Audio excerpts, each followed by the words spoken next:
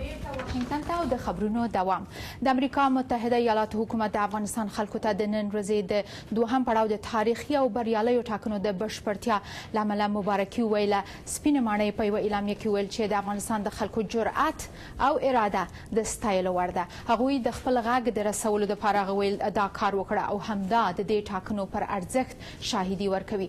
ولسمشر اوباما ویل چې موږ د افغانستان سره د 2014 کال نه وروسته خپلو ژمنو ته دوام ورکوو، په داسې حال کې چې د افغانستان راتلونکی باید د افغانانو لخوا وټاکل شي. د دې ترڅنګ د ناتو عمومي منشي افغانانو ته د بریالیو ټاکنو له امله مبارکي وړاندې کړه او هغه ویل چې دا د افغانانو ټینګ عزم ښیي چې غواړي خپله راتلونکې په خپله وټاکي. په دې برسیره په افغانستان کې د ملګرو ملتونو ځانګړي استازي یان کوبش هم په همدې مناسبت افغانانو ته مبارکي ویله او ویل چې زه د دیموکراسۍ ته د افغانانو ژمنه او تعهد ستایم. په همدې ترڅ کې افغانستان په خپل تاریخ کې د لومړي ځل دپاره د آزادو ټاکنو له لارې د سیاسي واک د انتقال د بهیر تجربه کوي. اکثر په دې باور دي چې سوله اییز او د ټولو د موافقې پر بنسټ د واک انتقال دیموکراسۍ ته د رسیدو دپاره د افغانانو هڅه په ډاگه کې او نړۍ ته به هم د افغانانو او افغانستان د سولې، خوښونې او زغم نوی انځور وړاندې کړي. دا ټاکنې د امریکا او ملګرو هیوادونو دپاره خورا مهمې بلل شوي. په دې اړه به نور معلومات په استودیو کې د خپل میلمه څخه واورو. انډریو وایلډر موږ سره په استودیو کې مل دی چې ترې مننه کوو. ډېره زیاته مننه موږ سره مل یاست په خپرونه کې. زما لومړۍ پوښتنه دا ده چې 7 میلیونه وګړي په دې ټاکنو کې برخه واخیسته او امنیتي ستونزې هم دومره زیاتې نه وې. آیا ستاسو په نظر دا بریا وه؟ د نړیوالې ټولنې دپاره دا یوه بریا وه؟ Well, first of all, I would say what's most important is what the Afghan people think, not the international community. And I think many Afghans do feel it's successful.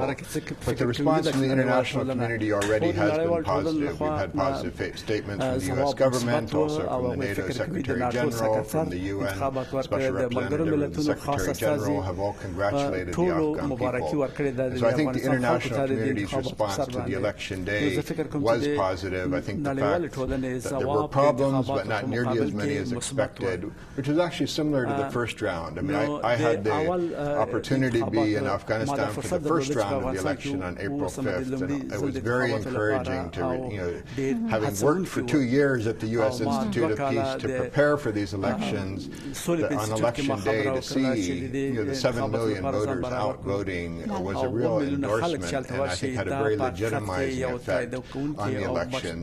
And as I said in the beginning, I think most important is what the Afghan people think of this election. زه یو ځل غواړم یادونه کوم چې تاسو د سولې په انسټیټیوټ کې د جنوبي او مرکزي اسیا د چارو مشري په غاړه لرئ. زما دویمه پوښتنه، طالبان هم په خپل پلان کې ناکامه شول. دا د هغوی د یوې جنګي ډلې په حیث د هغوی وړتیا په اړه څه وایي او د افغان پوځي ځواکونو په اړه څه وایي؟ I think it really was a rejection of the Taliban. I mean, after they had made many efforts and told voters not to turn out to vote, threatened voters who did turn out to vote, to again have 7 million of them turn out to vote was a rejection of them. I also think it was a very important statement and confidence-building measure for the Afghan National Security Forces to have performed so well. Both a morale booster for the ANSF themselves, but also confidence in the Afghan people in the Afghan National Security Forces that on election day they did such a great job protecting the voters and the election workers on election day. د دې ټولو مثبت روحیې سره یوه ستونزه دا ده چې که فرض مثال د درغلۍ ادعاوې زیاتې شي، ښایي کاندیدان او ټیمونه یې د یوه بل وروستۍ پایلې ونه مني.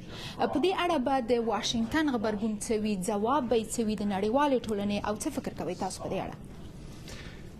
I think, first of all, it's important to remember that right now we're at the stage where there are allegations of fraud, and I would encourage all Afghans, and in particular the candidates, let's wait till the election institutions, the IEC and the ECC, make decisions on what's legitimate or not. I think the Afghan voters have really done their job, and it's really now on the responsibility of the Independent Election Commission and the Electoral Complaints Commission and the candidates now to do their job in terms of investigating the fraud and then accepting the results. At this point, I think the international community is going to wait and see. I think if it's like the first round, there was definitely fraud, there were problems, but not at a level that would have had a decisive result on the outcome. That's the key issue in this election. I'm sure there was some fraud, but I'm hoping it wasn't at a level that would make a difference in the final result. په دې اړه د سیاسي واک سوله اییز انتقال د دیموکراسۍ په لور د افغانانو دپاره لویه لاسته راوړنه ده، خو آیا دا به نړیواله ټولنه په دې باندې قانع کړي چې دغه مرستې چې دوی کولې افغانستان سره دوام ورکړي؟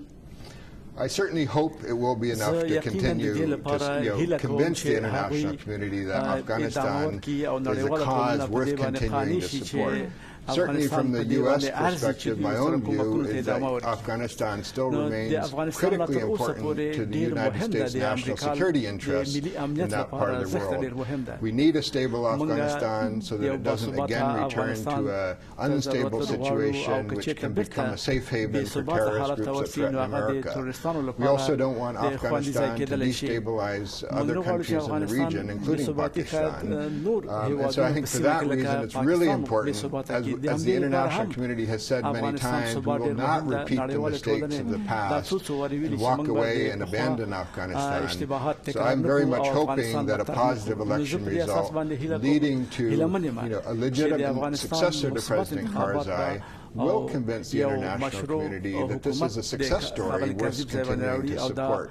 And I might add, today's news is not about the Afghan election, unfortunately, in America. It's about the situation in Iraq, as well as Ukraine. And I think relative to many of these other crises in the world today, Afghanistan really has the potential to be a success story, but only if the international community remains engaged.